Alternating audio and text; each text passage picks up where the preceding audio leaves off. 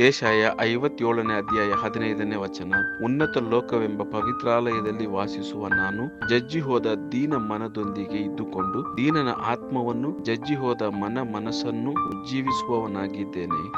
Isaiah chapter 57 verse 15. I live in a high and holy place, but also with the one who is contrite and lowly in spirit, to revive the spirit of the lowly and to revive the heart of the contrite.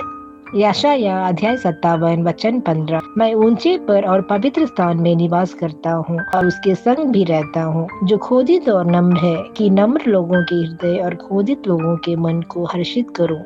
ஏசாயா 57 அதிகாரம் 15 உன்னதத்திலும் பரிசுத்த ஸ்தலத்திலும் வாசம் பண்ணுகிற நான் பணிந்தவர்களின் ஆவியை உயிர்ப்பிக்கிறதற்கும் நொறுங்கினவர்களின் இருதயத்தை உயிர்ப்பிக்கிறதற்கும் நொறுங்குண்ட பணிந்த ஆவியுள்ளவர்களிடத்திலும் வாசம் பண்ணுகிறேன்.